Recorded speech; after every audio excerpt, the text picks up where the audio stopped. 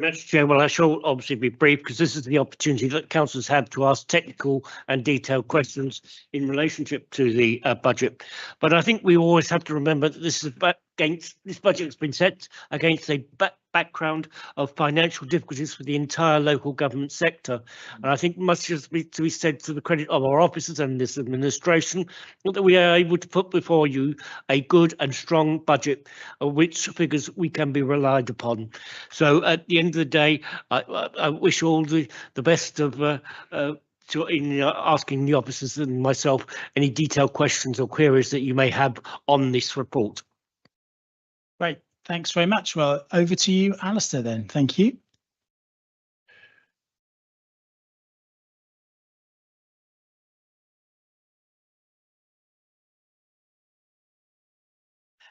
Thank you. Shows what a team effort this is already. So I will try to be concise because I'm conscious that, as Councillor Kendrick said, it's your opportunity to ask questions rather than hear me speak. But I thought it might be helpful to set out some of the aspects that I thought were key and that would be of particular interest to you. And I've sought to structure that in terms of the sections of the report. So if we could move on. So starting with the strategic overview, obviously we've got a new government since we last discussed the budget and the medium-term financial strategy. We've got a lot of reform on the horizon, but not so much change currently.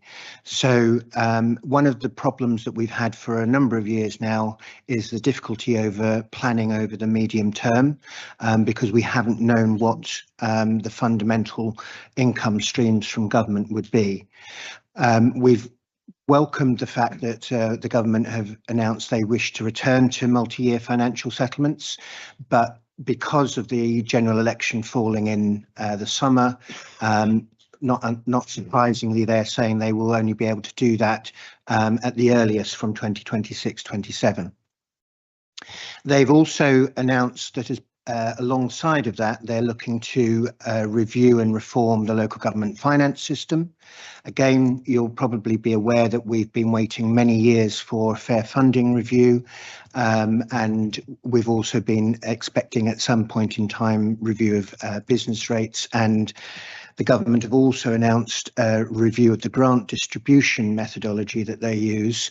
And as part of that, they have introduced a change this year where they've replaced the funding guarantee and services grant with a recovery grant.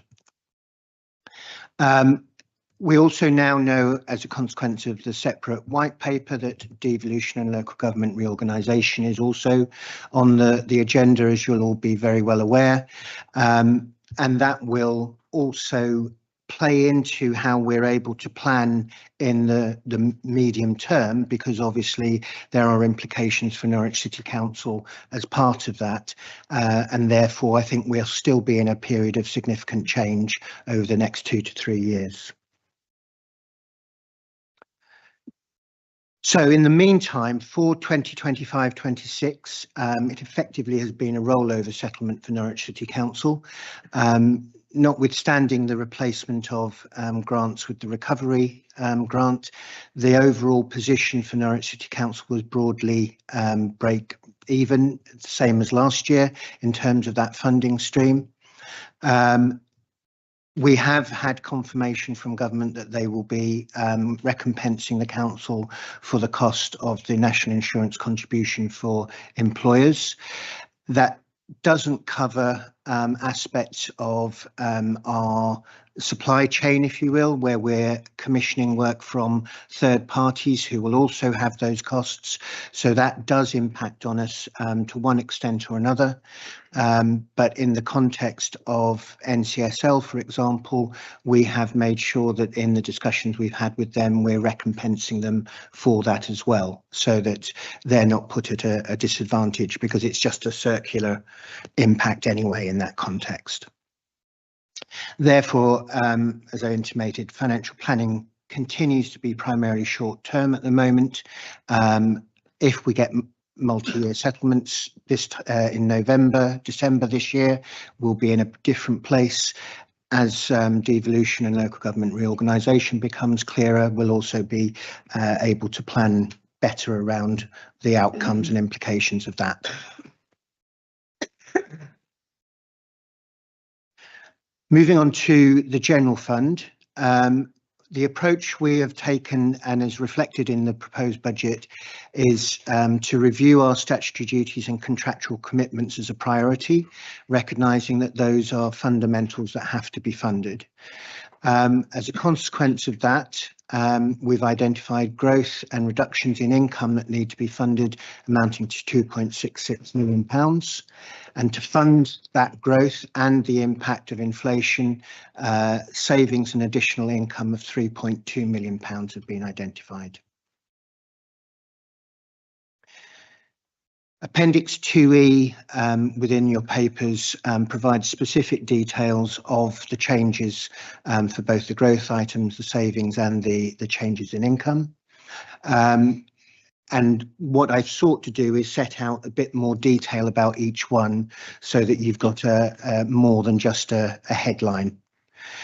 In support of the balanced budget and maintaining core spending power in line with Ministry for Housing, Communities and Local Government's assumptions about local authority resources, it's proposed that council tax will increase by 2.99%, which is the maximum without having to go to a referendum.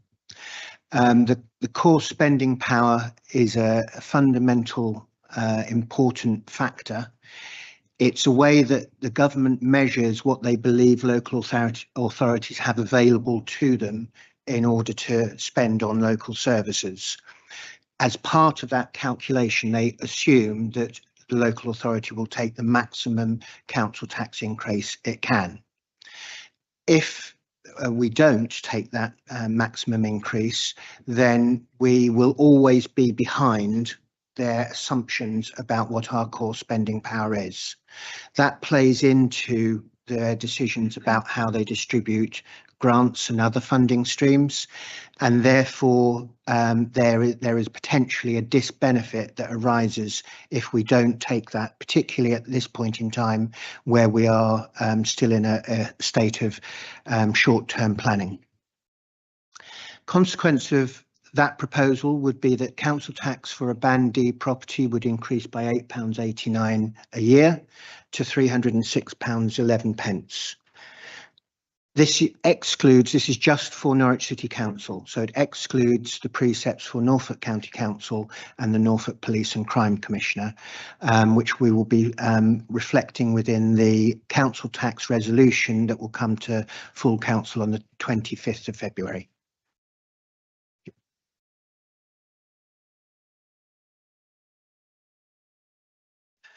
In terms of reserves, we are proposing that short-term growth would be funded by the use of reserves, reflective of the one-off nature of the expenditure and the one-off nature of using reserves. There's a proposal to merge the Invest to Save and Business Change reserves, recognising that effectively they are seeking to achieve the same outcome. We have aspects where we need to change the way in which we work, and sometimes that entails dual running or working through the process changes required to make that change. You would always be looking to see if you could become more efficient, more economic, more effective as part of that business change.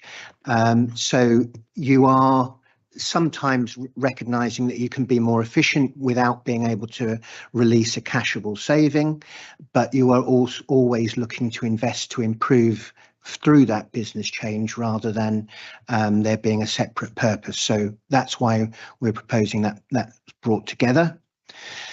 We're also proposing to create a feasibility earmarked reserve of £500,000 from within the existing budget risk reserve. This reflects the fact that we are in a period of significant change, and we're looking to therefore understand and explore the viability, feasibility and credibility of any proposed change. So, for example, in terms of the proposals currently around City Hall, there's a lot of work that's going into establishing what would be the best option and why the benefits would outweigh on this option rather than that option. And that's just one example of the projects that we've got running at the moment. So it was recognised that this would be potentially useful to help fund those explorations and therefore help us make the better strategic decisions going forward. Reserves remain healthy, but will need to be kept under review. Obviously, by definition, they can only be spent once. Obviously, again, we can replenish going forwards so long as we identify the means to do so. And it's just good practice to keep those constantly under review.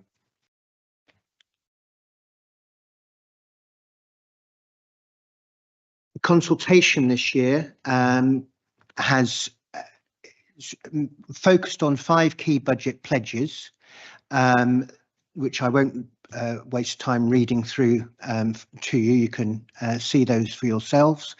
The consequence of the consultation was that we got a significant uptick in the number of responses we got.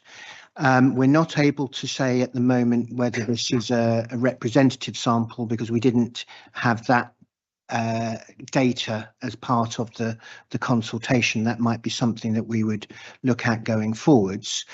But members will remember that the response was quite disappointing this time last year, but this time round we've had over 2,000 responses, which is significantly up compared to the average of the last 7 years, let alone when compared to last year's response.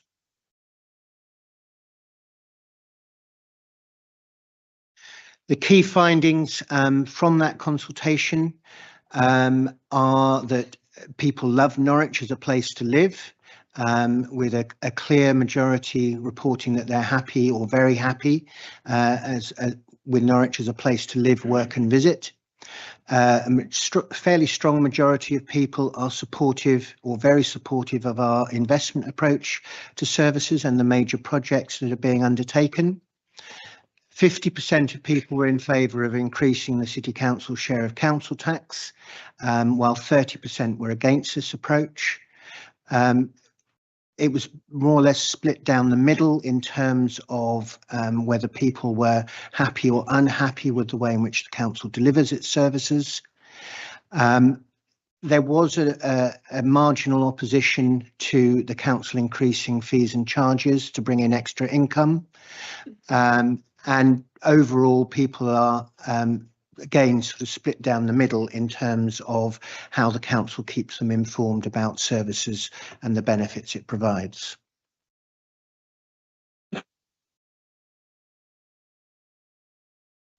In terms of the Housing Revenue Account, or HRA, we've got a proposed gross expenditure budget of just over 80 million, with gross income budget proposed of 83.2 million. We've got also a prudent minimum level of HRA reserves of 5.848 million, so just under 6 million in total there. That is supporting or being supported by proposed increase to rents by the Consumer Price Index, CPI, of 1.7%. Plus 1%, which is in line with the rent setting standard, which is an approach we've adopted for a number of years now. So a total increase of 2.7%. It is interesting, I think, on reflection, when you look at this time last year, the Consumer Price Index in September, which is the point at which the measurement is taken, happened to hit a peak. This year, it's actually hit a lower level, and you'll probably be aware that currently CPI inflation is running at 2.5%. So there is a degree of happenstance in the way in which the setting takes place. In this year, it has helped to hold the rents down. but they are fundamentally important to us being able to fund the HRA and the services and improvements that are reflected within that, recognising that our rents are relatively low anyway. So the average rent increase will be £2.62, which means it would be rising from £97.04 to £99.66. Garage rents are also proposed to increase by the same level of 2.7%.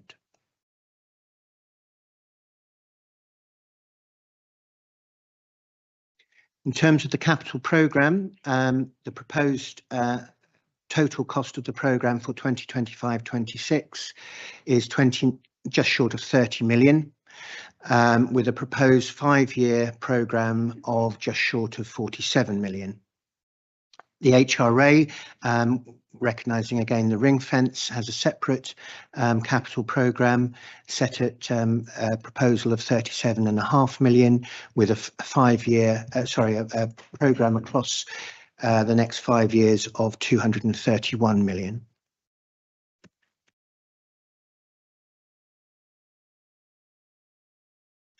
I'm going to hand over to Robert to take us through the Treasury management strategy, as much as anything in recognition of how much expertise and knowledge and hard work he's put into this side of things.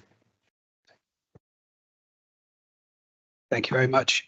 So the contribution Treasury management function makes to the council is significant. The Treasury management strategy, or TMS as it's affectionately known, is key in setting the framework for the operational delivery of the way the council manages its day-to-day cash balances, surplus cash investments and its debt portfolio.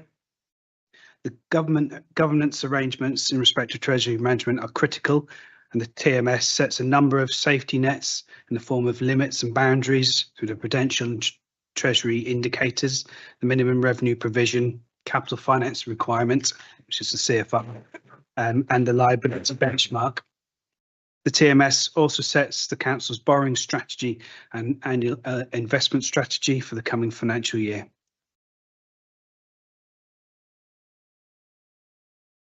Cash balances remain healthy and place the council in a great position to maximise investment returns, particularly as interest rates remain higher for longer. The borrowing strategy currently remains to internally borrow, particularly to where borrowing is required to finance elements of the capital expenditure. As borrowing costs are high, this is the flip side of higher interest rates. As borrowing costs are high, it means we're going to put off any external borrowing for as long as possible.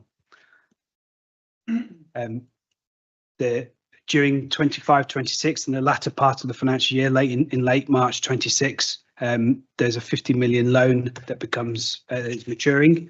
So the plan is, and that's set out in the strategy, is to finance that from the cash balances and to delay borrowing for as long as possible, potentially into Q3 of 2026, and that's obviously subject to cash balances remaining at their current levels, and also no changes to or significant changes to interest rate forecasts. And additionally, we're going to look at opening some new money market funds to provide additional security and liquidity to our investment portfolio, and also allow some additional ESG elements into the investment options as well.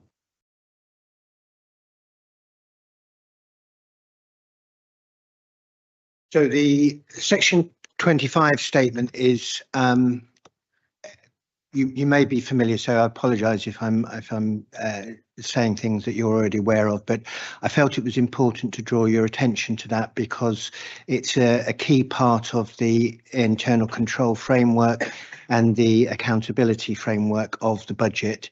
So this is where I am required as Section 151 officer to set out my opinion about the robustness of the estimates and the adequacy of the proposed financial reserves for the council as a whole. This is a statutory requirement to provide you as members with assurance or otherwise about the state of the financial health of Norwich City Council. As part of that, it identifies the risks faced by the council and demonstrates the overall strength of the council's finances. In summary, my opinion is that this is a robust set of estimates because we have undertaken that review of our statutory and contractual responsibilities, that we've gone through a very thorough process in order to understand the underlying position that's leading to those budget pressures, and that we have identified savings that are deliverable and achievable within the timescale required. But that's still set within the significant strength of the council's finances as a whole, which is increasingly at odds with a lot of other local authorities. We are fortunate to have, as Robert has mentioned, strong cash balances and reserves that allow us to earn additional income to support the delivery of services of the council. We are not in the circumstances that we are seeing more and more frequently elsewhere, where even if they're not declaring a Section 114 notice, they are seeking exceptional financial support from the government.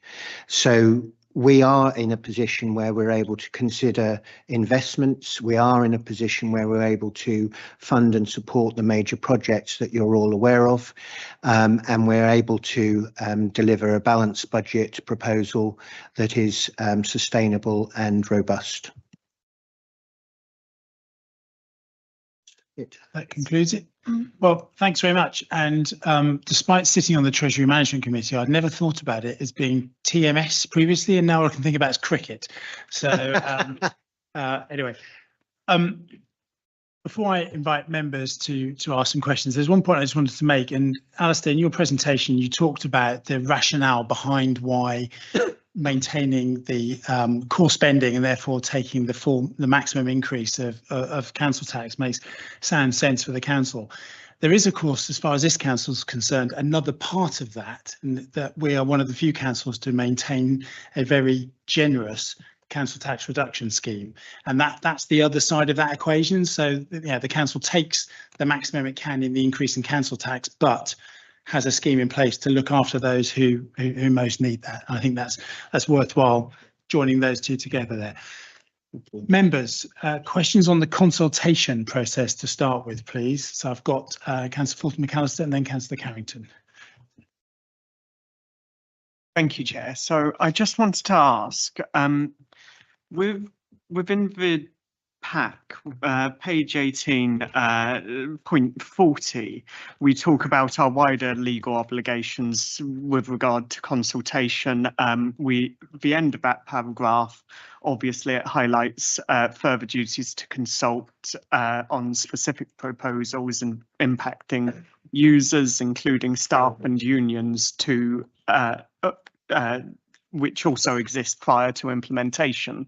I wanted to just check that our recognised trade unions have been consulted prior to any vote being undertaken by council, rather than the consultation happening after a voting council.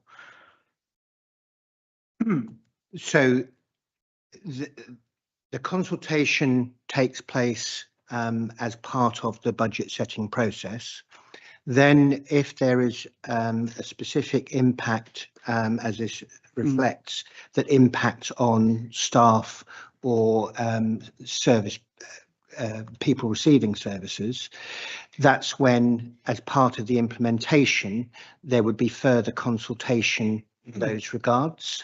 But at the moment, the budget as a whole is not consulted on specifically with the trade unions in that sense, other than if they wish to contribute to the budget consultation. Just process-wise, would you be considering the term implementation to be something that occurs after council has voted through the budget? That's correct, yes. Okay, and I'm very aware this is not your area. It's more of an HR area. So I might look to Lou as head of paid service for the answer on this.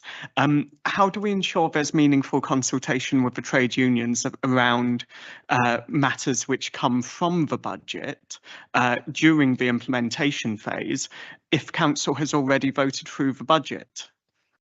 Should we not be looking at consulting with unions prior to the vote, I think is my main question. Okay. So the budget provides us with the financial envelope in which we're working, and then the details of how the implementation of a particular proposal is undertaken is then subject to further consultation if appropriate. So you have the budget approved in terms of we have this much to deliver in terms of a growth item or a saving item. How that is then dealt with in very specific terms will be developed and implemented subsequent to the budget, and that process will be subject to consultation. So in my particular area, one of the growth proposals is in relation to the finance function and the staffing of that, and we will or we are in the process of working up some suggestions about how we would implement that if this was approved, and we would then be consulting with trade unions and staff individually about the implications both for them as individuals but also as a group before we actually put those changes in place. Can I just add a bit on that? Because I wonder if it's a distinction between a full council function and an executive function. So council votes on the overall budget envelope, but then individual items, the voting on that may well happen when it comes to cabinet to take the decision, and presumably before an item would come to cabinet for a decision to be taken, that's when any consultation would happen. So there's kind of two votes to get to any proposal to go through, if I've understood that correctly. I just wanted to very quickly just try to, if I explain where I'm coming from, perhaps you could tell me how we are meaningfully consulting. Ultimately, if let's say there's a reduction in the staffing budget that we vote through for the finance department, your area, if that is the premise we are having to work on, and the trade unions are consulted, but they have no ability to change that particular decision unless it comes back to full council. The entire machinery of council will be trying to avoid that happening because it's quite an embarrassing thing to do.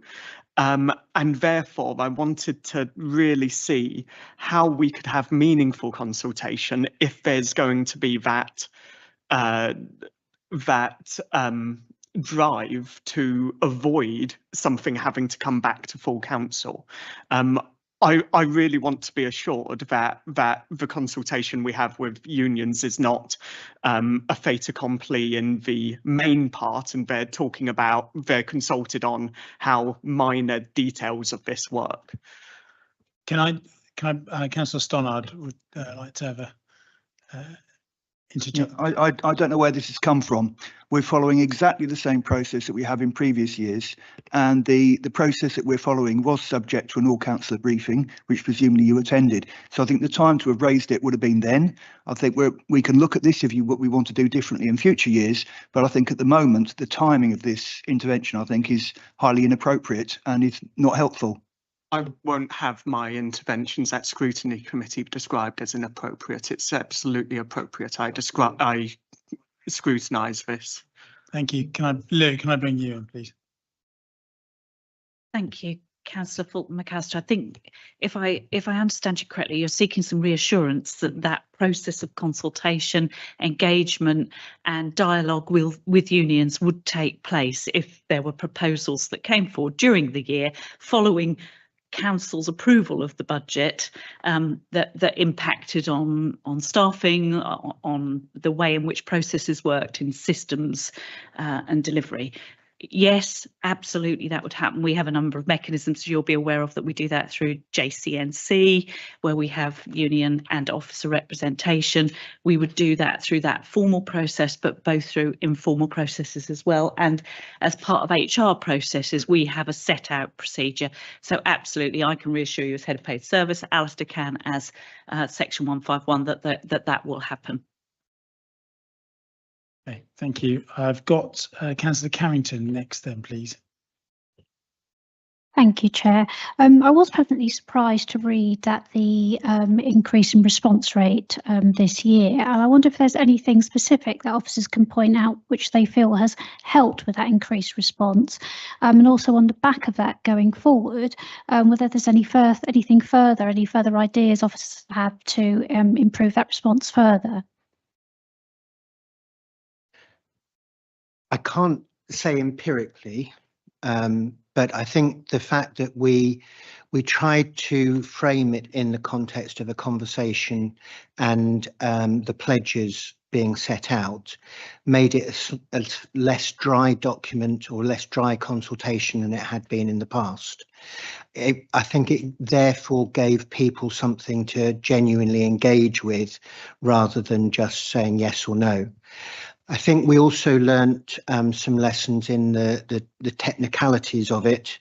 So I think this time last year, if my recollection is correct, we were asking them questions that would sometimes say people didn't want to give that personal information, so they stopped short and didn't complete the consultation. This time we've tried to make sure it's as accessible as possible to all sectors of the community. I think going forward, what I'm very conscious of is that we need to probably begin our process. Well, not probably, we do need to begin our process earlier. This year was impacted by the general election and also then the transition from Neville Merton to myself.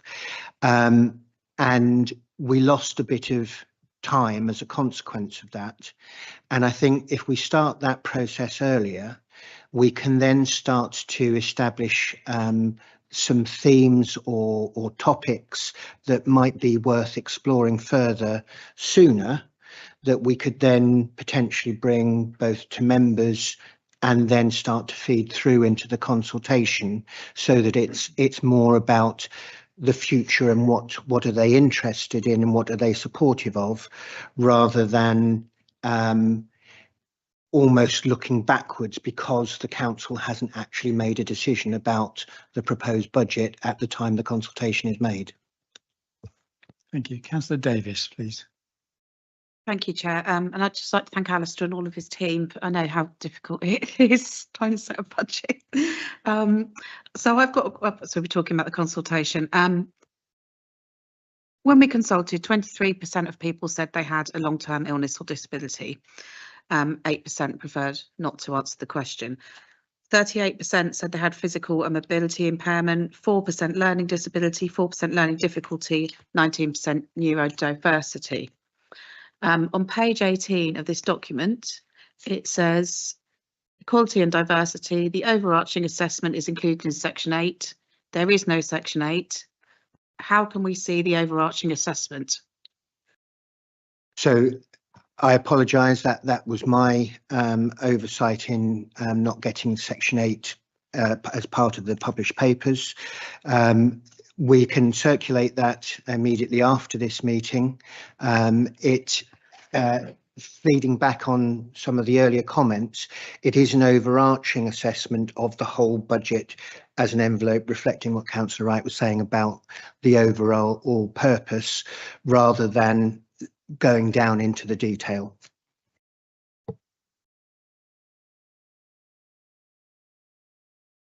Okay, we've got Councillor Padder and then Harper, or the other way around. I'm not. Yeah.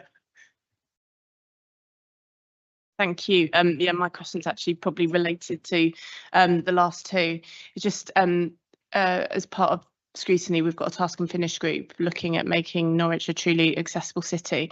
And I'd just be really interested in understanding a little bit more about the process that we undertook. Because obviously you've said it's, you know, that you've worked quite hard to make it as accessible as possible. And it'd just be great if that could be shared with the task and finish group, because we're looking at sort of some, looking for some examples of kind of good practice and any demographic information that sort of sits alongside that. I mean, Karen's partly covered that, I think, in terms of the D&I assessment, but it would be helpful to just sort of understand who is actually responding, you know, kind of to us, particularly on a consultation like this, which does seem to have reached more people, and then anything we know about the failure rates of you know, when people have dropped out of the consultation. I just think it'd be quite like an interesting thing for the task and finish group to look at as we develop our findings after the final meeting tomorrow. If that makes sense. Thank you. Happy to do that. And as a sort of general information, the process we utilised was to start by seeking input from service managers, not just at heads of service, but at team levels, about where they were identifying budget pressures and issues.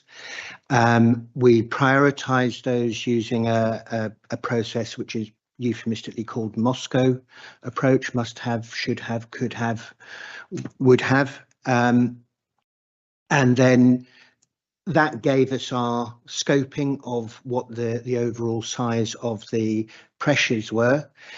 We prioritised, as I said, then in terms of statutory and contractual commitments in order to minimise the level of savings that we would need to identify. We then started to look at the options, whether it was different funding streams we could explore, or whether it was actually savings that we needed to identify. And again, when we were looking at savings, they were put forward in a prioritised way by service managers, so that again, by the time it reached discussions with Cabinet, it was an informed discussion about this is a proposal with implications of this, so that they could make decisions from that position rather than being left between a rock and a hard place. Thank you. Councillor Padder. Thank you. Thanks very much for the report. I agree with Councillor Harper. I think it would be good to drill down into the numbers. I wanted to say a couple of positive things. It's nice to see that the numbers have increased in the consultation. Also, it's good to hear that, you know, given that it's likely that next year is going to be a bumpy ride in terms of the budget and the economy, that we've got 100 million in reserve. So that's really good. And I think that the conversation that we're having today, it kind of leans into the meeting last week, where we were talking about consultations and things like that. So maybe some kind of consolidation would help to abate some of the issues that were raised earlier. So anyway, that's it. Thank you. Thank you. We're very conscious that they're two sides of the same coin, and we need to constantly work to bring them closer and closer together, so that you can see that connection between this outcome, that budget. Lou. Yeah, thanks, Councillor Padder. I think that's a really good shout. We could build this consultation kind of approach and taking into account what Alistair said about we know we need to get started sooner, we could build it into the business planning work that we talked about here at Scrutiny last week. So we've got it in that kind of seamless package of things. Yeah. Thank you. I'm aware that you've got a lot of work anyway, so you know it's not. I'm hoping you're. No, but that makes sense. That's yeah. Okay. Thank you. Alistair, one of the bits you talked about in the presentation was around the sort of demographic data of respondents and how that you didn't have the sort of breakdown of that. And one of the things that obviously we texted people to ask them to respond to the consultation, and I'm well aware that friends of mine got in contact. I've never had so many messages so rapidly about something that the council's sent out, but it was interesting about where they were coming from. So I had some who have previously lived in Norwich and don't live in Norwich, but yet their data is still in the council system. So I'm interested about how many of the people who responded actually sort of did it, even though they're not directly council taxpayers. And I wonder how much goes into cleansing that data to ensure that we are actually reaching out to those people who have more of a connection with the city still. I think that is part of that same discussion about joining it up with the business plan. So the consultation, the way in which we produced the whole approach and the questions contained within that was joint working between finance and Emma Smith's team on the strategy side, as well as communications team. So we're both very conscious that we need to work ever closer and keep learning from each of these experiences. So I think everyone's it's sort of an obvious situation. We don't want to be in the place we were this time last year. So it's how do we capitalise on this and push forward rather than falling back and becoming complacent in any way. Yeah, great, thank you. Any more questions or comments on consultation? Councillor Davis. Thank you. Yes, we have got a breakdown of where people come from, kind of. So kind of 9% are saying something other than I live in Norwich, so they represent a community or business or work in Norwich. But it's interesting when you're saying about text, because I had a lot of people getting in touch with me, but what they were asking me was, is it a scam? Yeah. So I think that it's I don't know how we do this, but a lot of people, when they get texts out of the blue, they're worried that it's a scam, and they're worried not, to click on it, which is good. People have got scam awareness. That's a good. It is good, both good and bad, isn't it? Yeah, but it's I don't know if there's a. I don't know how we go about it, but that's just something to flag up with the text, I think. Yeah, thank you. Any other comments on the consultation at this stage? No. Well, in which case we'll move on to. Do you want to say? Oh, okay. You don't know what we're about to move on to, so we'll move on to the general fund. Yeah. Did you wish to speak on the general fund? Thank you very much. That's Chair. So agency spend on agency staff has risen rapidly to 5.8 million in the last audited year. And I do note it has fallen considerably since that point. So clearly a lot of work has been done since the issue was raised publicly to reduce that spend, which is a good thing. My technical question is, additional spending on agency staff, where does it come from? Does that come from reserves, or is that taken out of another budgeted pot?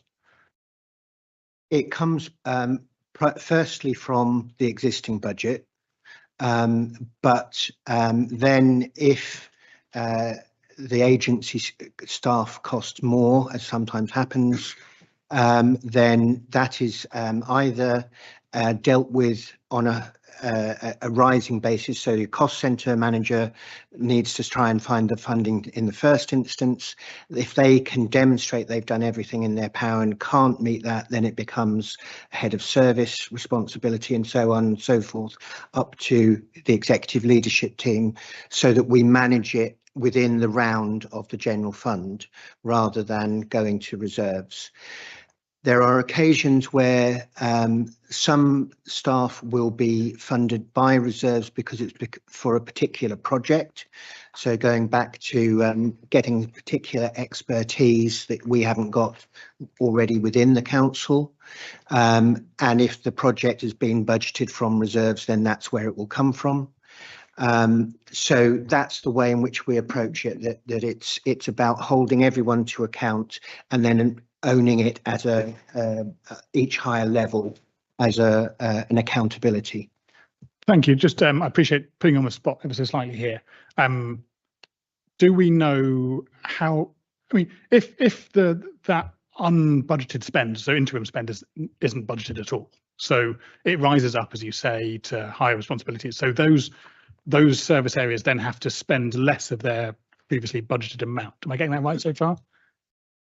Or not spend it on Yes, what and is no. intended? So it's always about responsibility and accountability. So if we have a team, frontline service team, and they've got a particular staff shortage, they can only fill that staff shortage by agency staff in order to then fulfill their statutory duties, then any overspend arising from that would then become the responsibility and accountability of the head of service to look across the piece. So you're always looking to manage within the envelope of the total budget and minimise the impact on the delivery of services to the public. So thank you. So as I understand it, that means that money that would have been spent on something, it was budgeted for something else, doesn't get spent on that, it gets spent on agency staff, or it comes from the reserves. Is that the two possibilities? Speaking, but the nuance is important, I think, within that, because there are budgets that we have genuine discretion over, and there are budgets where we can potentially sort of stretch our existing resources for a short period without impacting frontline service delivery. So part of the vacancy management panel process that we've put in place is to challenge and question, rather than saying, yes, you can go and get an agency member of staff, saying, why is this absolutely necessary? What are the alternatives, including, is there an opportunity to fund it from elsewhere without impacting that frontline delivery? So it's about, as I say, that responsibility and accountability, rather than anybody being able to just go, oh, well, I think I need another member of staff. Thank you very much for a clear explanation. I'm grateful we're making progress on the issue as well. Thank you. Thank you. Councillor Davis. Thank you, Chair. So I've got a couple of questions on the general fund, if that's all right, around reserves. So page 28, the Invest to Save reserve. So the Invest to Save reserve is 1.81 million, which is the same as this year. And that says it's to support Future Shape Norwich programme over the next 2 to 3 years. Is the 1.81 million just rolled over from this year, or has it been spent and this is an additional 1.81? And also, I thought Future Shape Norwich had been wrapped up, so I was a bit confused by this. I thought Future Shape Norwich had been wrapped up, so I was a bit confused about this whole section. Do you want my second question now, or do you want to? So if I take those whilst they're fresh in my mind. So the Invest to Save is being used as for specific projects, but what I'm trying to reflect here is the balance that it is in time. Yeah. The Future Shape Norwich wasn't in the current year used as an earmarked reserve. It was Future Shape Norwich projects were funded from Invest to Save or Business Change Reserve. Yeah, I get that. So so the amount is the same for this balance and the estimated balance for next year. So does that mean there's been no movement in it at all? Or do you see what I mean? Has it been spent and been replenished, or has there been no movement, I guess is what I'm asking. It's effectively becomes the same thing, but there has been expenditure, but it's the balance is estimated as a consequence of every in and out during the year. They're expecting it at the end of March to be at that same level. Okay, yeah, that makes sense. Right. So the other question I've got is around the Lion Homes. So I just want to know what the input is or was from the shareholder panel and Lion Homes into the additional 1.5 million going into the Lion Homes General Fund earmarked reserves. So that wasn't a decision for the shareholder panel, because this is about myself as Section 151 officer, council, being prudent in how we identify and understand the risks. So we had a precedent where we had applied a relatively straightforward model of recognising there is a potential liability to the council if Lion Homes didn't continue. What's the likelihood of that? And reflecting that within reserves to cover some of the risk. So I have taken a similar approach and said, well, there still remains a further £3 million debt that is still in the context of the risk of it happening would all come back to the council. And at this point in time, it was the same sort of assessment of 50-50%. The chance of that whilst we work through the future of Lion Homes. Therefore, it's prudent to follow the same process and would be inconsistent if we didn't. And it's not saying that Lion Homes is going to have to go in this direction or that direction. It's simply a reflection of the debt that the council has and whether it mitigates that risk. Okay, so that's a 50-50 decision, I guess, on whether Lion Homes exists this time next year or not. It's just being prudent about the risks that we have facing the council. Okay, thank you. Thanks, Alistair. Thank you. Councillor Harper. Thank you, Chair. My question's not related to that. Are you happy for general questions? On the general fund, yeah. Yeah. Okay. Actually, do you know what? I'm good. No, don't worry. I'll come back. Okay. Yeah, what I plan to do is we'll do some stuff around the general fund, then we'll move on to the HRA. So, what Councillor? Questions on like the appendices, or are they in the general fund and HRA? Yeah. Well, I was thinking we probably would take like that, just on the way that this sort of meeting has happened in previous years. It seems to me that members talk about consultation, general fund and HRA, and everything else sort of gets wrapped up in that. Was there something specific that you wanted to, or do an AOB sort of thing at the end then? Yeah. Councillor Carrington, you're next then, please. Then Councillor Davis, then Councillor Calvert. Thank you. My question's on the business on page 24, and it mentions that the council's better off being in a pool than not, but it would be nice to know a little bit more about the detail of why that is, and also potentially any disadvantages to being in a pool, so both the benefits and the disadvantages.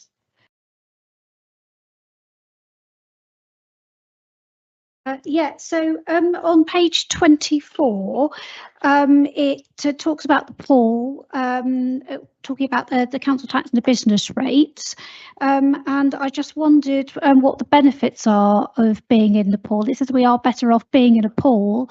It just would be nice to know a little bit more about why, and also what any potential disadvantages are as well.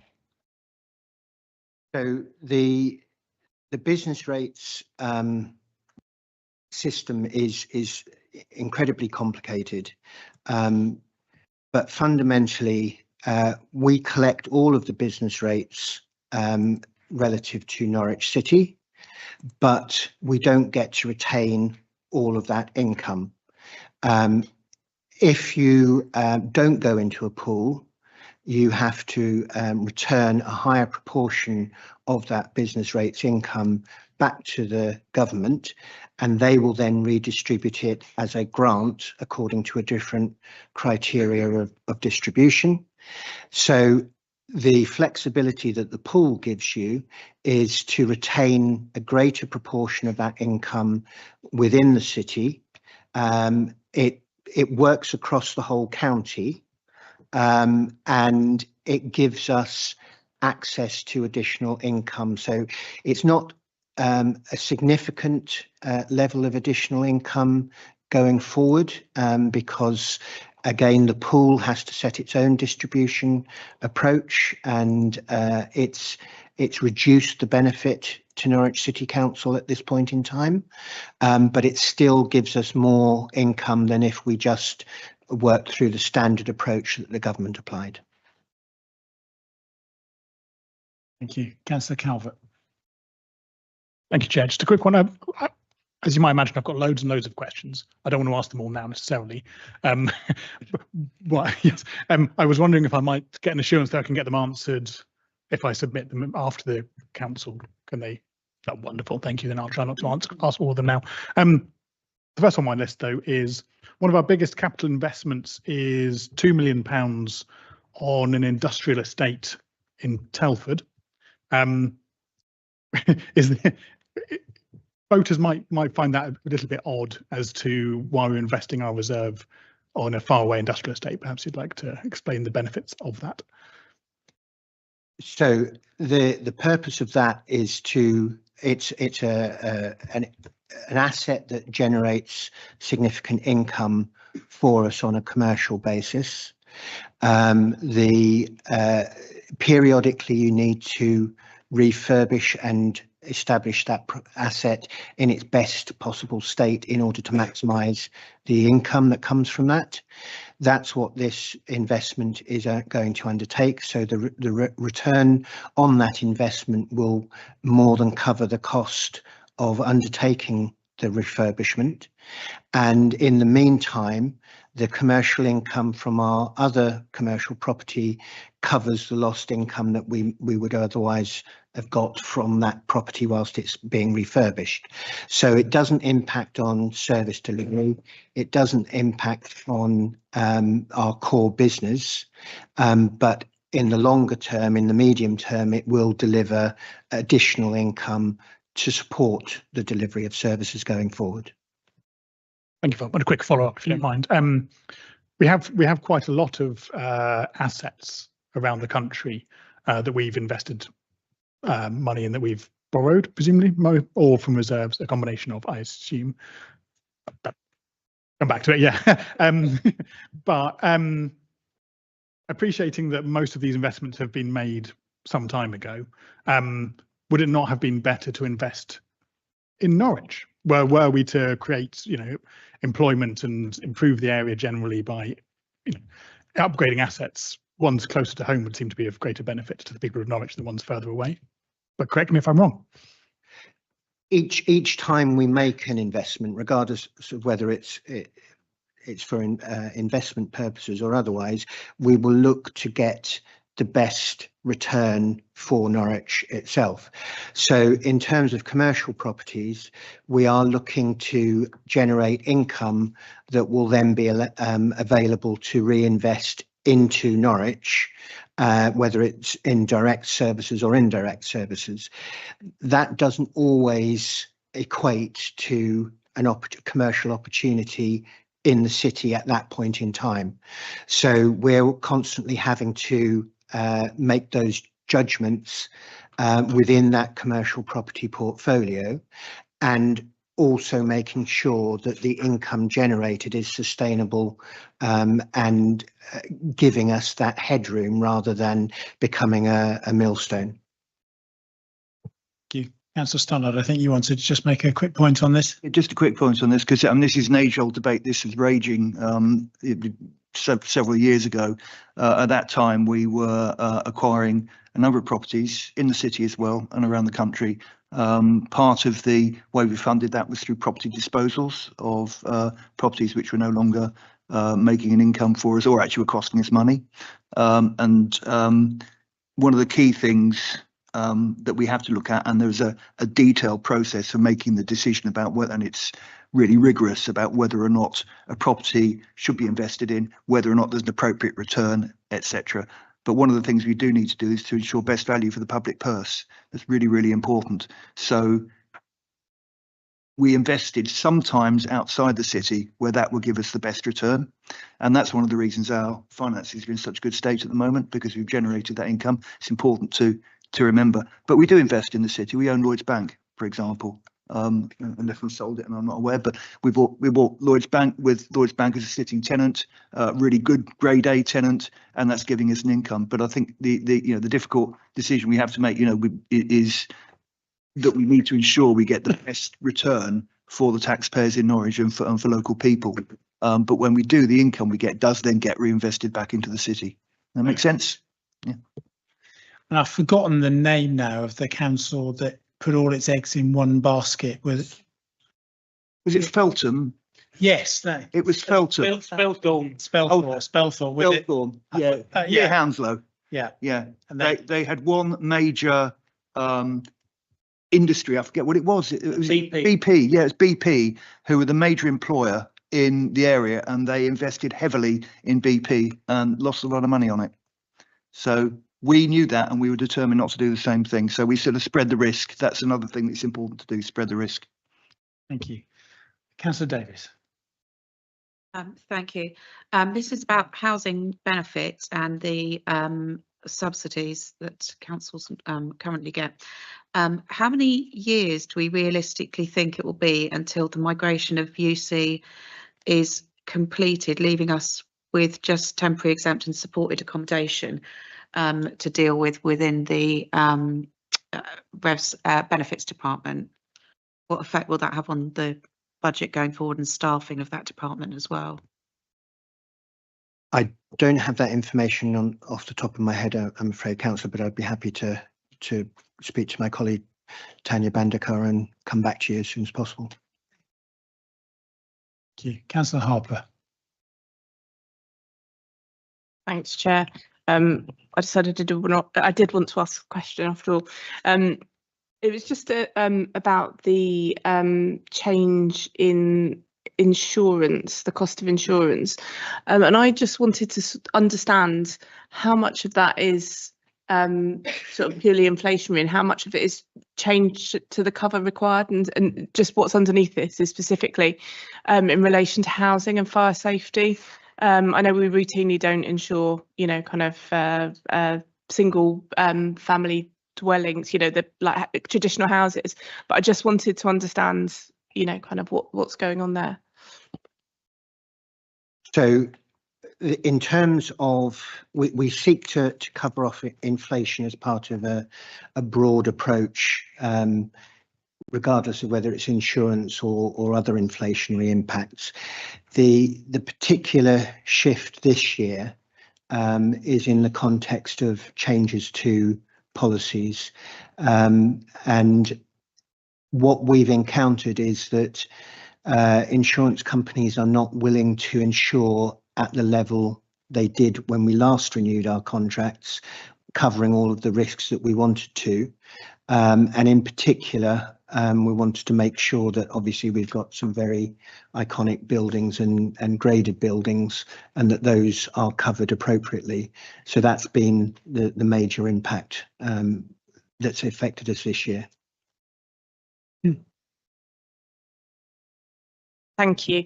And is there, I mean, I obviously appreciate the point about, kind of the number of listed buildings we have and, kind of a lot of our commercial properties. Is that, I know from speaking to colleagues in other local authorities and also in housing associations that some insurers are refusing to insure, kind of certain stock. And I just wondered if we'd had any experience of that and if there'd been, what impact we'd noticed on those points, particularly with.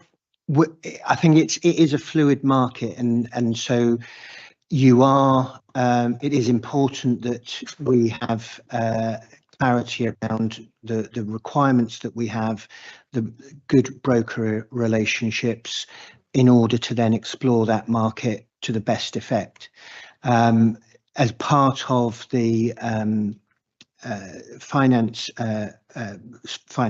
restructure, we are proposing to add to our skills in terms of not just insurance but risk management in general, so that we're able to work more effectively with those changes in the markets as they take place.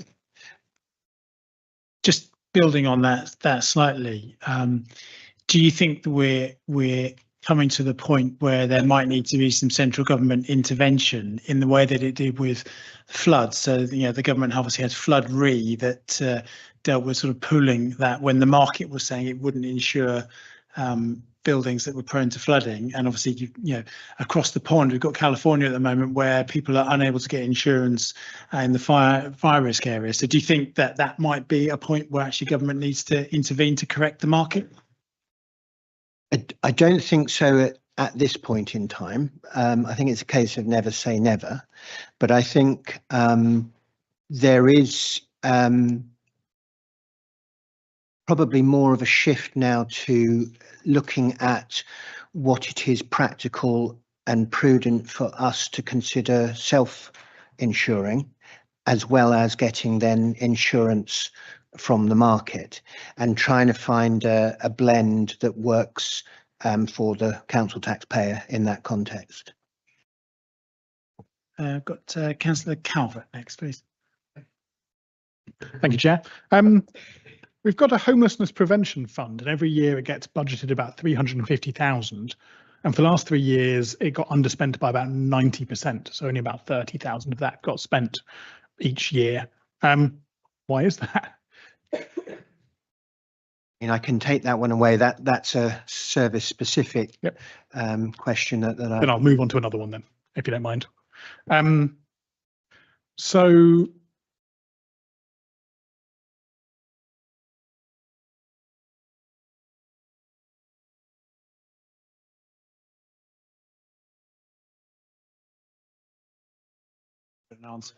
just one point is that we don't lose that. Basically, it is revolved, it's retained, it's put into reserve and moves on to the next year, so it's not lost. But we're just not utilising it to its maximum extent.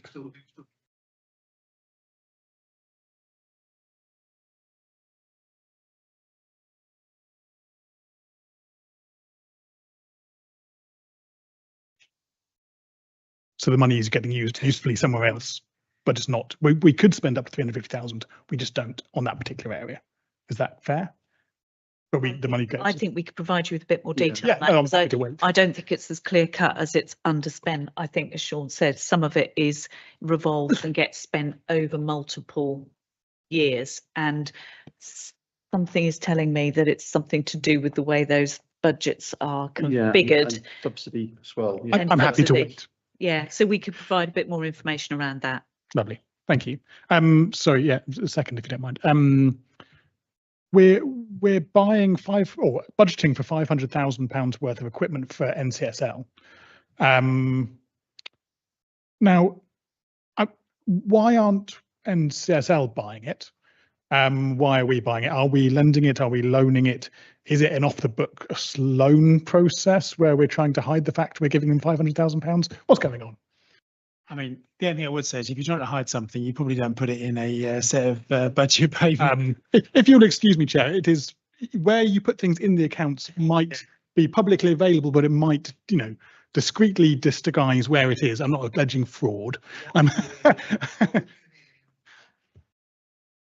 So in that regard, I have that responsibility of ensuring that we're not undertaking any fraudulent activity, money laundering, or any of that nature. So I can assure you that that's not the case. NCSL in that space is similar to other contractors that we would have. We would make a decision about whether it would be best for Norwich City Council to own equipment and assets, or whether it would be better to ask them to do that and find a way to reflect it within the price. So you can get situations where if the council buy the assets, then there can be a discount on the actual service delivery. It's part of the normal contractual negotiations that would take part. There could also be a strategic decision making about whether we don't want to be left without having the appropriate equipment when the contract shifts from one provider to another and the previous provider takes all of its balls with it, so to speak. So it's not anything other than a reflection of we need to replace equipment, and in this particular instance we've determined that it would be better for the council to purchase it. That does make sense. Thank you ever so much for that. Thank you. Councillor Davis. Chair. So this is about the unallocated general fund reserves. So the estimated level at March 31st, 2024, based on current projections, is 8.249, but the optimum level of general fund unallocated reserves is 10.2 million. So it goes on to say that they're looking to secure that growth. I guess that's that 2 million growth that's between actual and optimal, through some of the anticipated major capital projects. Now, if we're talking about house building, and we're going to build primarily 1 and 2 bedroom flats or small houses, we're probably not going to increase our council tax base by much, which is already low because it's 80% A and B. So what is the improved income streams that are going to be utilised to strengthen the reserves further in the medium term? So in terms of our investments, we potentially do get benefits from council tax. We potentially get benefits from business growth that then turns into business rates. And there will also be potentially some commercial elements part of that as well. So it would be a combination of those as a whole that we would be looking to extend as we go forward.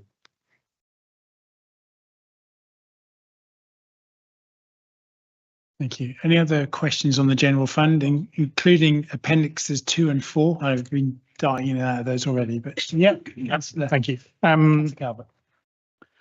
The market provisions market improvements. We have £260,000 allocated for this year, but no future funding currently allocated. The market runs at a surplus about £440,000 a year as budgeted, and we intend to spend £750,000 on consultation. It seems like we're spending a lot on consultation, but currently the budgeted sum for provisions market improvement seems very small in comparison. Have I got that right? Or would you like we have responsibilities in terms of maintaining and improving the market as it is. And then obviously we are looking at options for making the market better going forwards. So the first sum is reflective of what we need to do to maintain and improve the market in the context of its current state and as an asset. The £750,000 is about us then exploring the options for development of the market going forwards. In that context, again, we comes back to some of the earlier discussions around exploring the feasibility and viability of different options.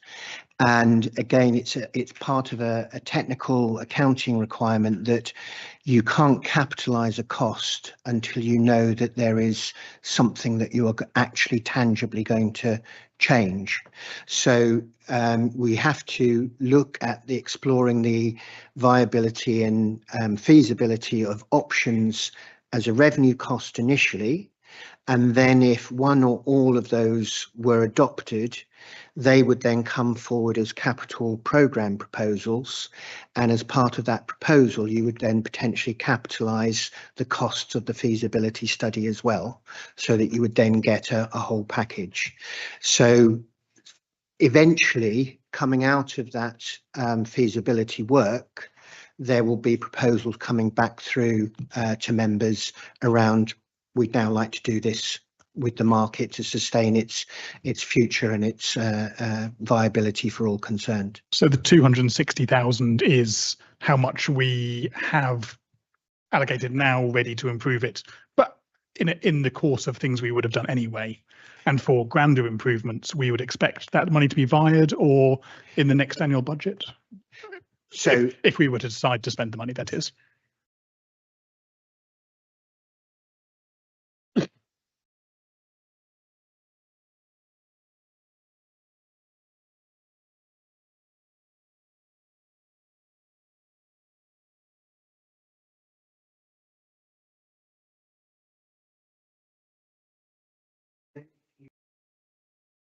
very simply effectively either a new asset. So that's what 260,000. And then, as you say, future shaping.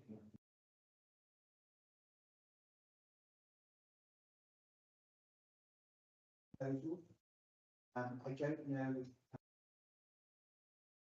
that would be, but what we would seek to do is then have giving opportunity to calendar customers.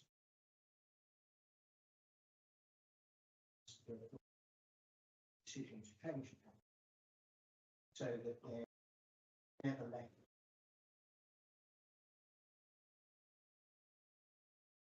Obliged to you. Thank you very much.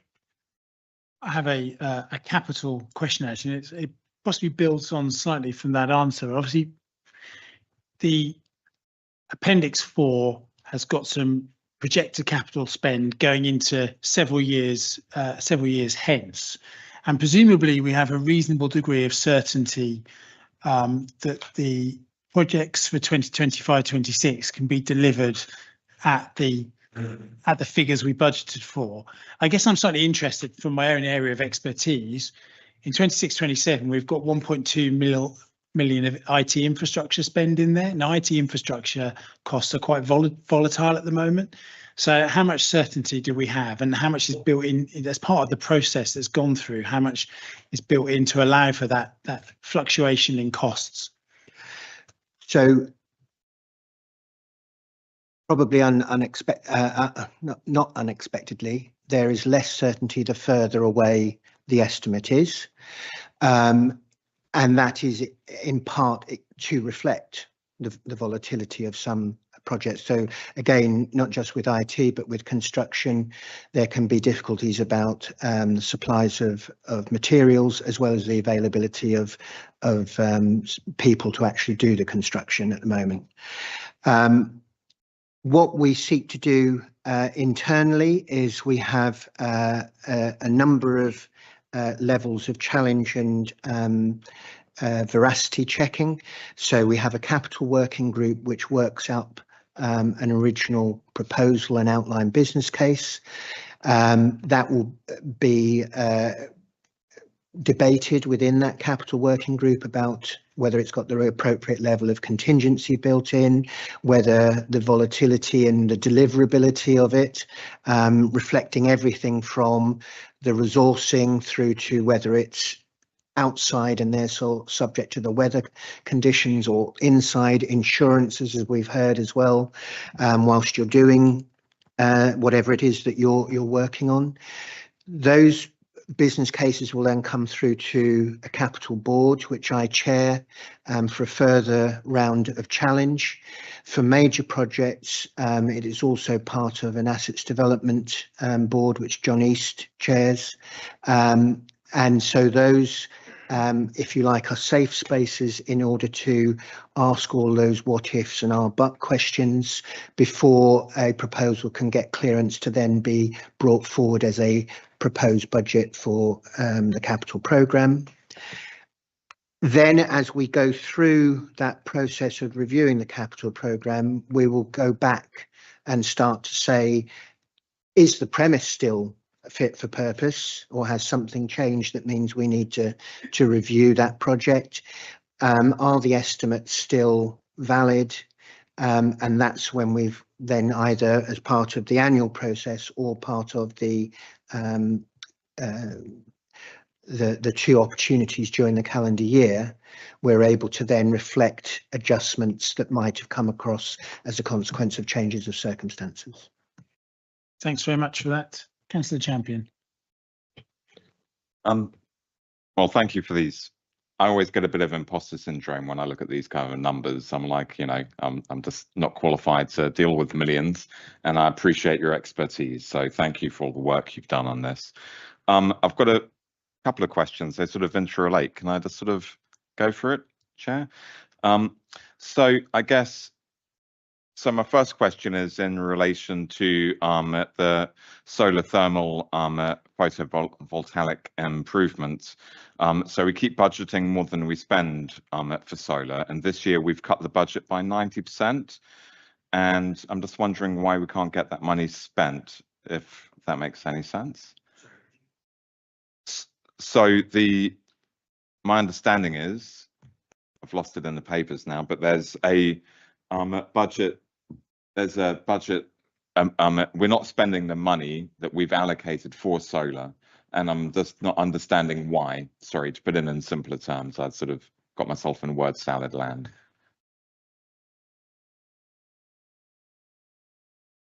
So We're kind of moving on to that now. Sorry, my apologies.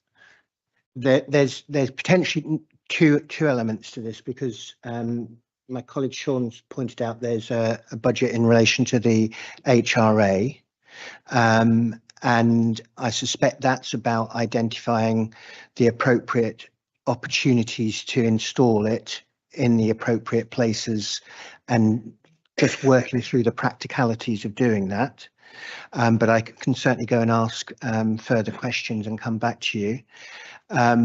But the second element, I think, is also related to us exploring the wider aspects of that. So our colleague Phil Hunt is exploring opportunities for finding ways to not just install solar, but to then try and make sure that that is providing value for money on an ongoing basis as well, and starting to look at opportunities to partner with other organisations going forward in that space. Okay, thank you. Thank you, Councillor Davis. Thank you. Could I just ask just a few questions from page 35 to 37, just across a few paragraphs? Is that all right?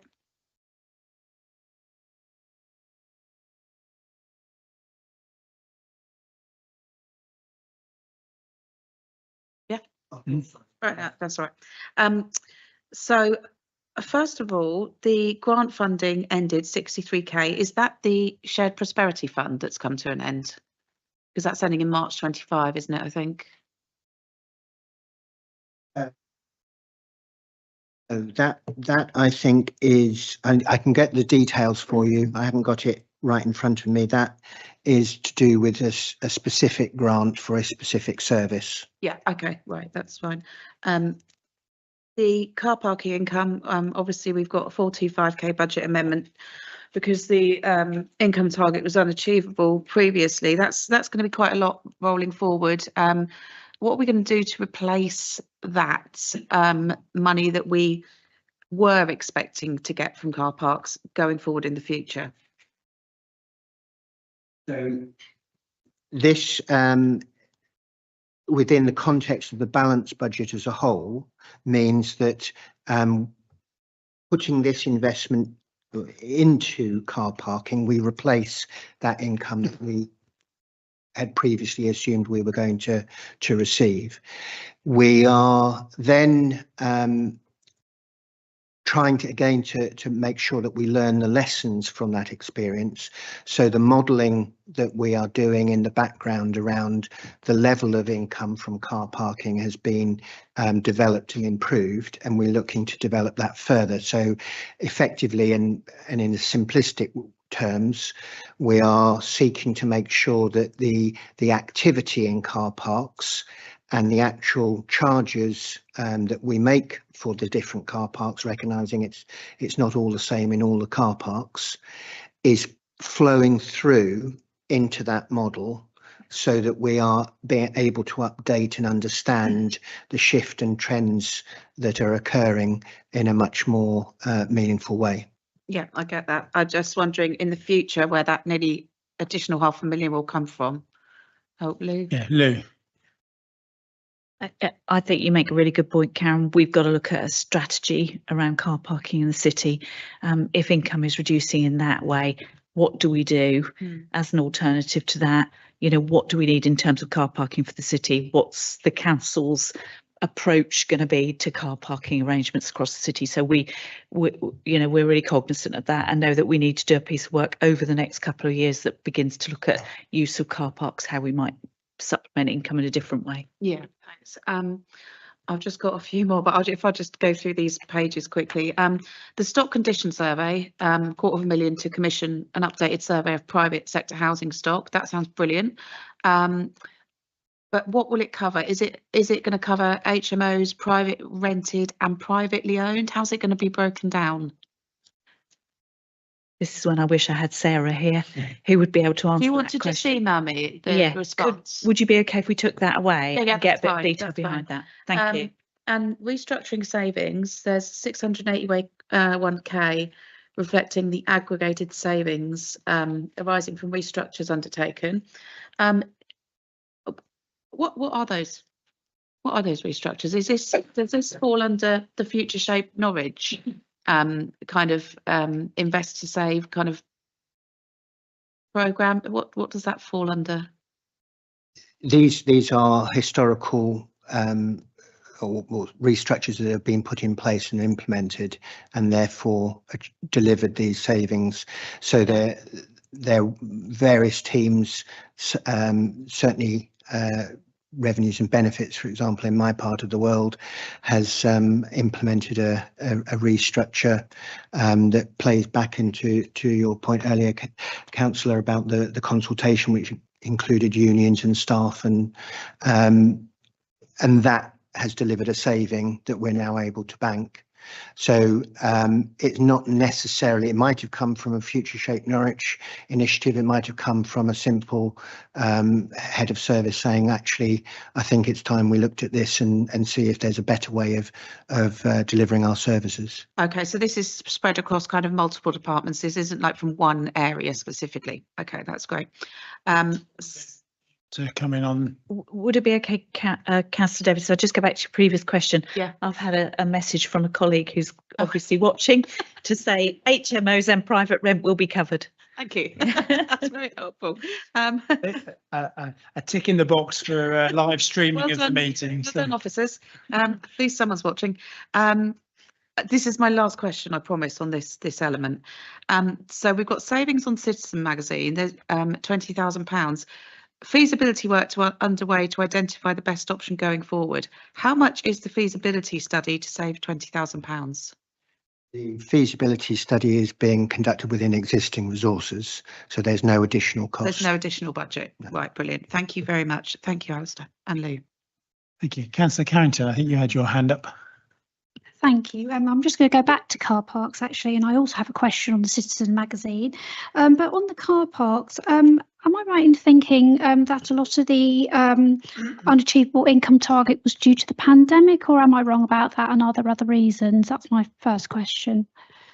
I think it's basically the model was assuming an increase in the volume of car parking would carry on, and obviously there comes a point where it plateaus and people make choices for whatever reason, and we got that element wrong in the past, so we're having to update that, and I think that also then plays into how we need to develop the model further, because as we go forward and we then potentially look at levels of fees and charges, you've got to, in some way, shape or form, try to reflect what you think the impact will be on the volume as a consequence of setting a charge at a particular level. And just again, going back to the Citizens magazine, and I know we don't yet know how the feasibility study is going to come out, but I wanted to know how we're going to take into account the voices of people who potentially are in groups who will be affected by that, i.e. disadvantaged groups. So I think that is a core part of that review. So again, it comes back to one of the earlier points, that at the point that has been completed, then there would be a proposal come through to Cabinet, and then that will allow those sort of issues and the equalities in a broader sense to be considered. Great, thank you. Unless there's any desperate additional questions on the general fund, I'm conscious of time, and I'd quite like to move on into housing revenue. So if we can go into housing revenue, and then we'll do a sort of bit of a wash up at the end. So Councillor Davies, Councillor Cowell. Thank you, Chair.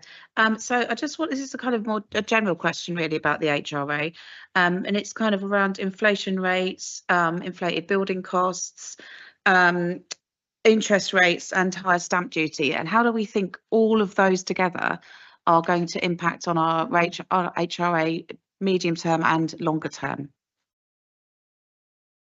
So I'll start and then maybe pass to colleagues.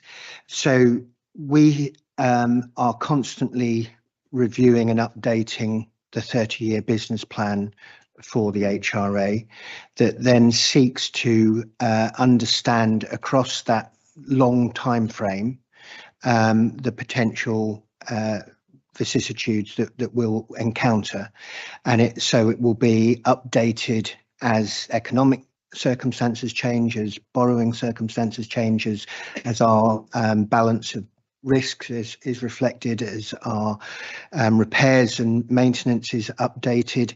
All of those factors will be brought into that model that we then seek to balance over that 30-year period. Yeah, please do. And of course, one of the other changes is the uplift in employers' national insurance, and has that affected the costs of services that we buy in? Because obviously the employers are paying more out. Are we then having to pay more to buy services in? I think eventually it will, but at the moment, to one degree or another, we're insulated by our existing contracts, which would normally set a mechanism or a rate, whether it's CPI or RPIX or something like that, to uplift a contract on a year-by-year basis. And that is specifically done to help manage the risk to both parties in those contracts.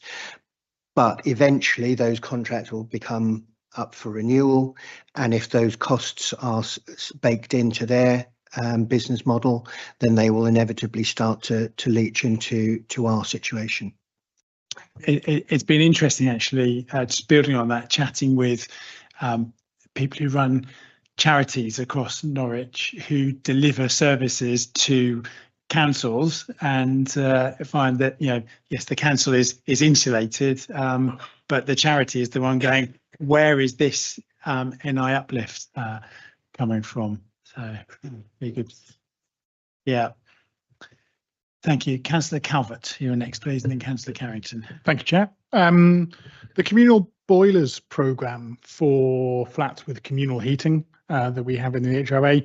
In the last 3 years, we've budgeted variously somewhere between 1 and 2.6 million for each year. But each year, we've only spent about 10% of what we've budgeted. Obviously, more efficient boilers mean that the costs of heating their flats is lower for tenants, but obviously it doesn't make any difference to us, does it? It's just the tenants who bear that cost. Why can't we get the money out the door? We've got the money allocated. Why aren't we buying more communal boilers and upgrading them to make more efficient ones to save costs for tenants?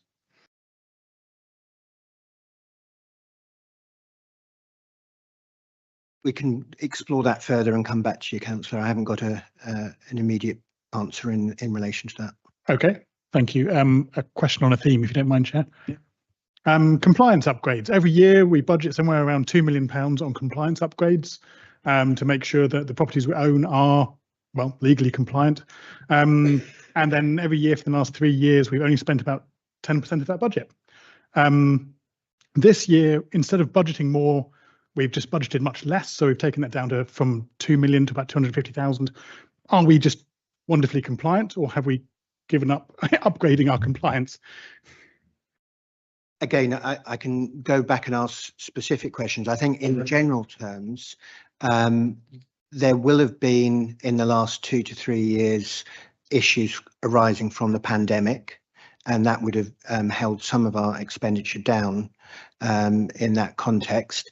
But I also am aware that there's been a lot of work undertaken in the last 6 to 10 months around the way in which the housing management is undertaken, including engagement with contractors as well, and renewal of contracts, and understanding how to make sure that we are managing those resources in a better way. But in terms of specifics, I would need to go and speak to colleagues. Lou, thank you. Thank you, Chair. So generally speaking, Councillor Calvert, some of the higher spending compliance will have been down to the fact that we were in a position where we'd self-referred to the regulator and we'd got a backlog of works that we needed to catch up. We've done quite a lot of that, so there may be a reflection in the reduction in the budget that's something to do with that. Generally speaking, about capital spend, we have identified that in past years we haven't achieved all of the capital spend that we have set out to. Alistair mentioned earlier the capital board. We have a capital board now in place which is monitoring spend much more effectively.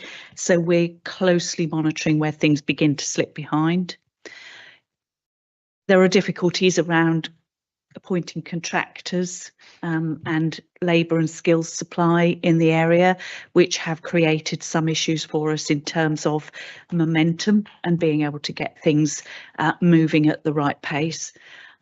And you will be aware that there's a piece of work underway at the moment which is looking at putting together a large piece of procurement around contracting for our housing stock, which is looking to kind of build in a sort of a bigger contract approach, which will help us with keeping things moving much more swiftly. Thank you. Just a very quick follow-up, if you don't mind, on that. Councillor Champion pointed out that this is the same issue with photovoltaic and thermal solar panels, same kind of pattern. I appreciate what you're saying about a spending board and larger contracts, although these do seem like quite large contracts, but maybe I don't understand how large is in this context. I'll just follow the book, finish the point. Would we be better off, could we get more money out of the door, as it were, properly spent, if we spent more of our revenue on officers within that department to get proper contracts commissioned and signed and so forth? So it's a combination of things that we are looking at in terms of improvement that will make our ability to generate our capital programs more clearly. So we've done a 100% stock condition survey recently, as you know. We're using that to shape and design a rolling program of capital works. We are then able to procure more effectively the contract to deliver that program because we can be more accurate about the works ahead. So we're doing all sorts of things to improve our capital delivery performance, and some of that will be revenue spend in terms of officer, kind of capacity to manage and deliver those contract arrangements.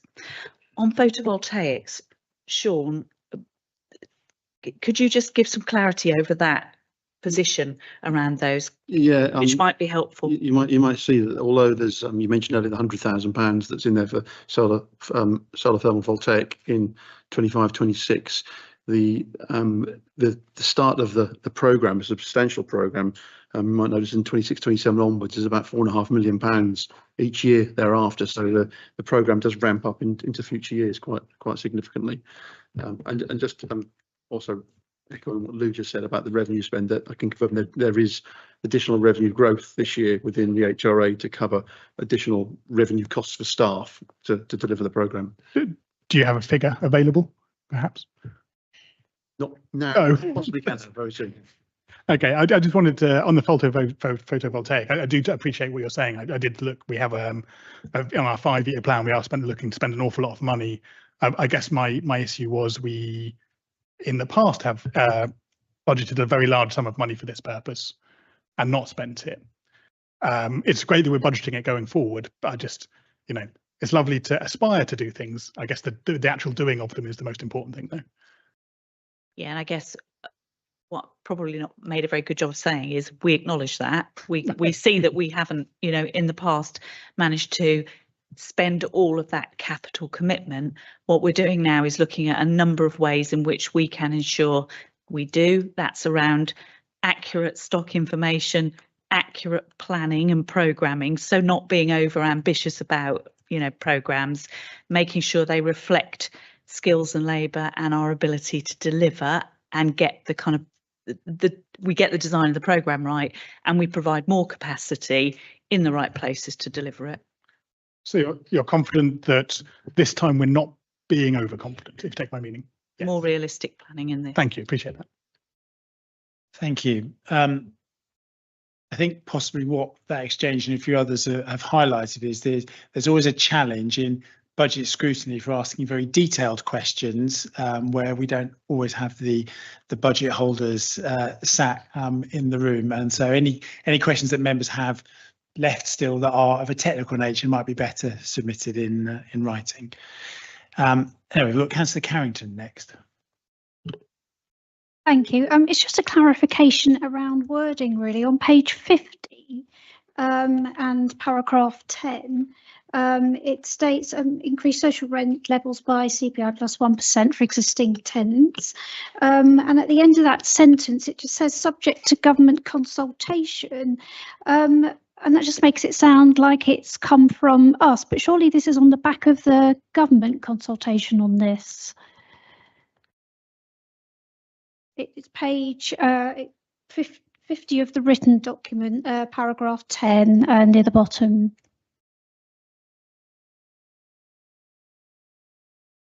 It's just the way it's phrased. It says subject to government consultation, but I thought it was the government who was doing the consultating on this.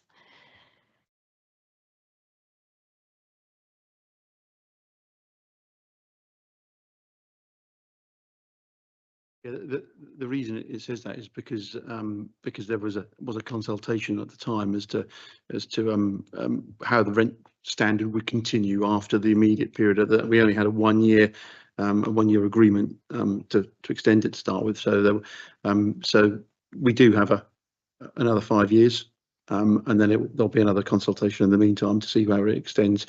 I think the overall view of local authorities was we would like a longer period to give some more certainty to the HRA business plan. So,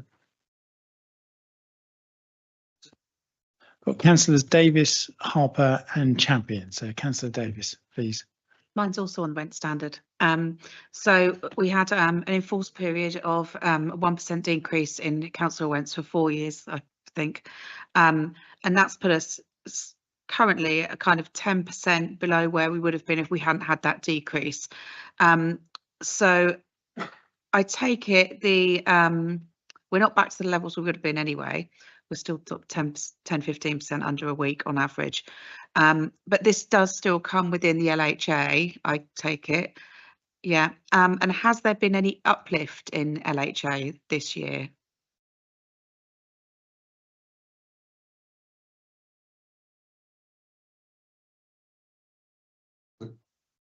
Lou, take that away if we can. Yeah, sure. I've just got one more kind of generally question. The tenant service charges, have they been agreed yet? And if so, what's the percentage difference between this year and last year?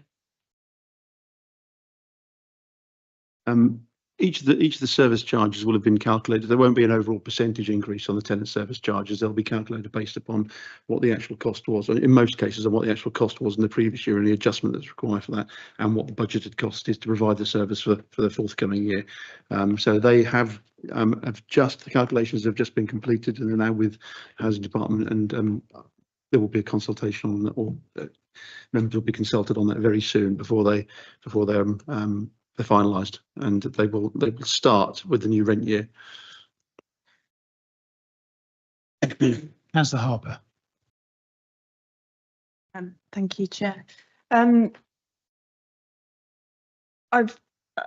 all seen the headlines recently about local government finances and record numbers of local authorities being poised to issue section 114 notices over the coming year, including, you know, a number of district councils. I think partly because of temporary housing costs.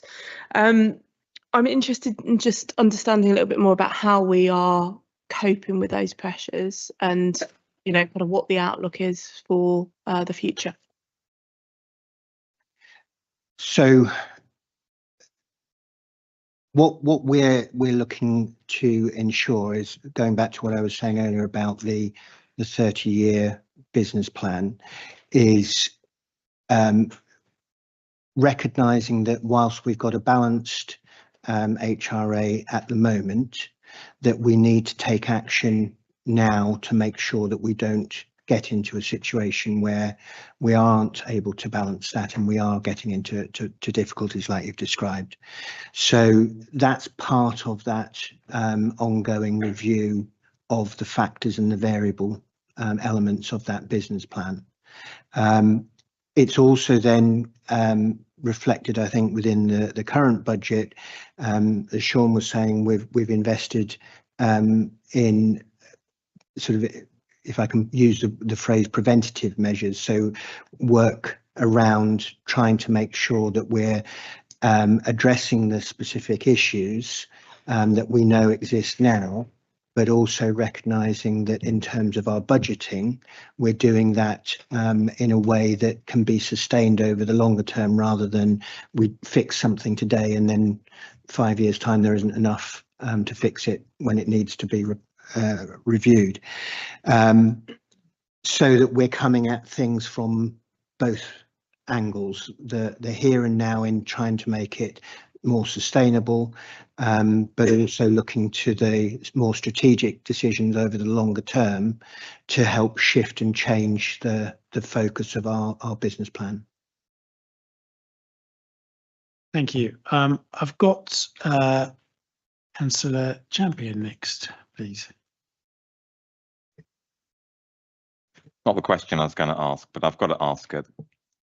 We're talking about a 30-year business plan, but the iteration of the council we know won't exist within a handful of years, and so we're budgeting for the long term, knowing that the long term doesn't exist.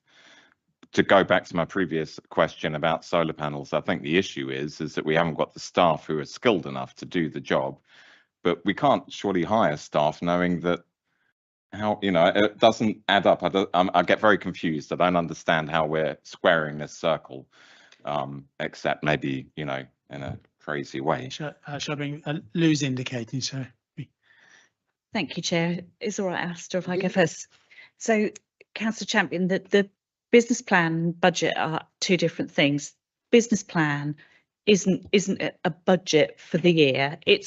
I always kind of see it as an early warning system. It's a kind of set of assumptions. It's a set of numbers that are plugged into a plan that give you a kind of forecast of, if things carry on as they start out in year 1, this is where you'll end up in year 30. So what the business plan allows us to do is look over that longer term period at actually where we might end up.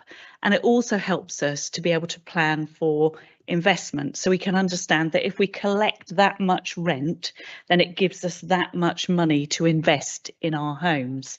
So from that perspective, we are able to say, we've got whatever those numbers were for photovoltaics, we've got sufficient capacity in the plan to sensibly make provision to invest in that way. Budget is a different thing, and I'm going to hand that over to Alistair, who'll make a better job of that than me. Thank you. I'm not sure I will, but but I think that also sits within the context of the housing revenue account having a ring fence.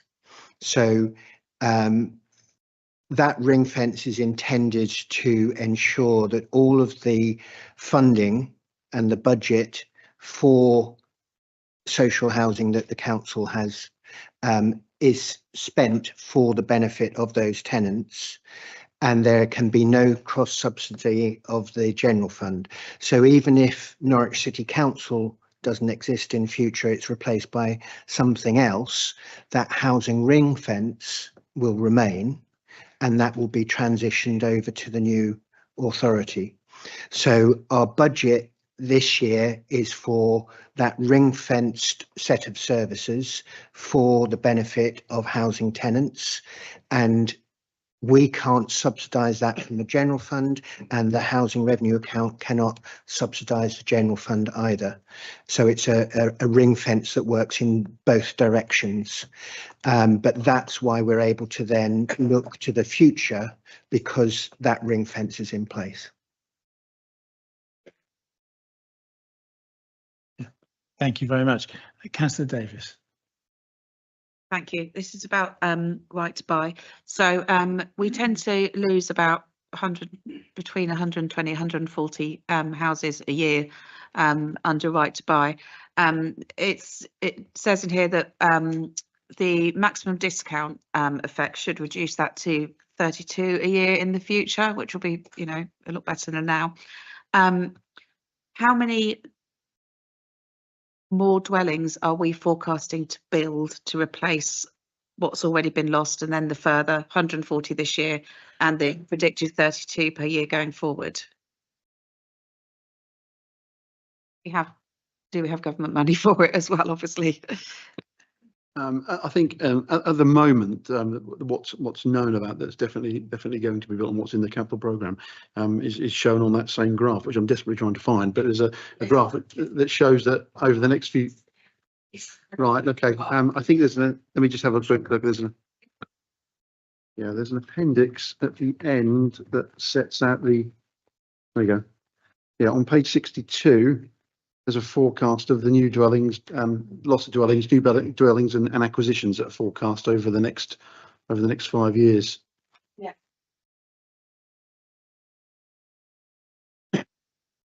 So everything that's here, then we will have in the HRA business plan, basically. So we will have identified that there is a way to fund this within the HRA business plan that's in here.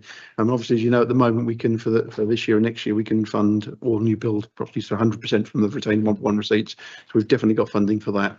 Obviously, going forward, there's going to be there is a consultation for right to buy. So that it would be nice if those flexibilities were extended for longer, which would enable us obviously to apply more of that funding.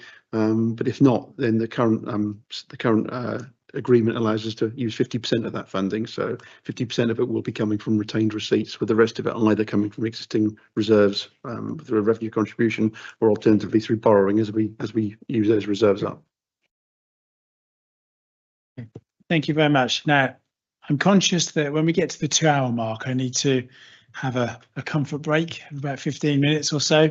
So I'm just eager to see how many other members wish to speak in the meeting to determine whether or not we need to go down that process or not.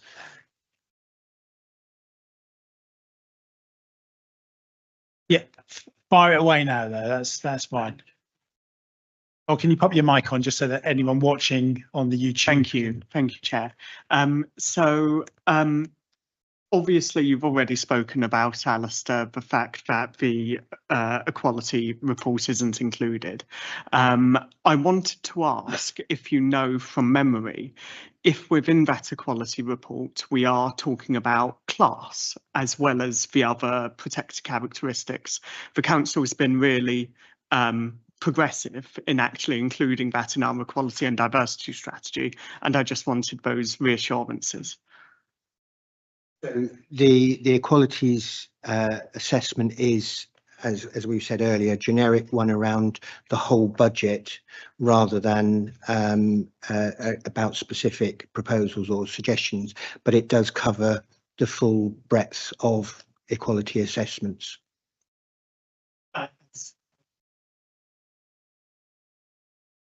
Yeah. Yeah. Right. Thank you. Thank you very much, Councillor Calvert. Thank you very much. We're spending 1.75 million on King's Court. We don't own King's Court. What benefit is it to the council that we spend the money this way? This is an asset that we have an interest in, yes.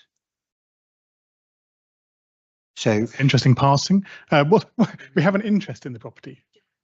We do own the property. Okay, I'm entirely mistaken.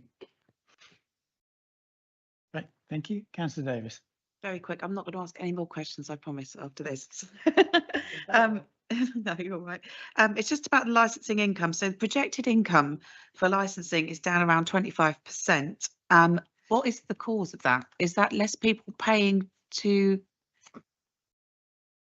HMO licenses? Is it fewer people paying for services? Do we know what that projected? No,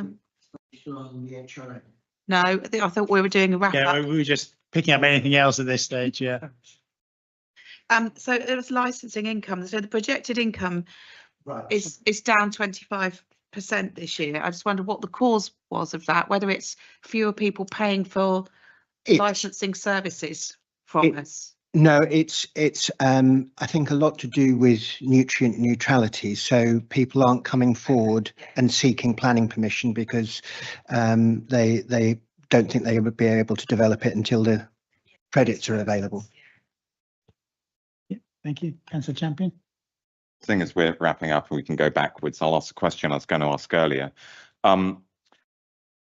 On the restructuring savings at Jobby Malarkey on page 37, the community grants is, I assume when it says 25,000, I assume that means that's a reduction of 25,000 in community grants. I was just wondering if we've assessed whether, because when you give a community grant, the amount of benefit from that is often much more than the money invested, so that if you were to hire a private company to do what a community would do, I work with different community groups, and it would cost thousands of pounds to get land maintenance in to come and do the work which they would do. Have we done any, examined that sort of, by cutting that money, aren't we cutting off our that for a community group, that's going to be a lot, if that makes sense, and for us it's less. So in looking at that as a potential saving, it was in recognition that there was no existing commitment against that funding, so we weren't removing support and we weren't reducing the effectiveness of a particular organisation. So it was an option without any adverse effect directly onto another organisation.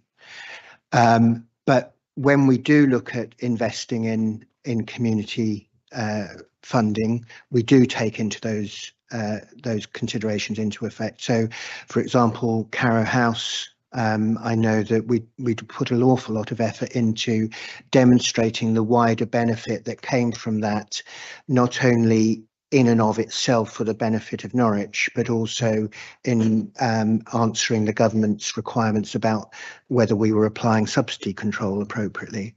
So we do take that into account as part of any investment, but this was about how we bridge the gap and bridge the gap with as little impact on the delivery of services as possible. Thank you very much. Any other members wish to speak? No, thank you. Well, we haven't had any specific recommendations from today, but what we have had is an opportunity that we don't get at Budget Council to fully understand what goes into the processes. And so thank you very much to officers who've spoken on that. Councillor Davis. Do you have a recommendation? Do you have a recommendation? That's all right. I'd like to recommend actually that scrutiny members have training on how to scrutinise a budget effectively. I think that would be very helpful. This is very difficult work. And I think probably all members of scrutiny would appreciate some training ahead of next year's. We can certainly look at that. I mean, is it put that as part of the scrutiny programme? Yeah, no, happy to take that on board. Yeah, thank you. Well, great. Anyway, thanks very much, and we'll get properly trained next year. Yeah, thank you.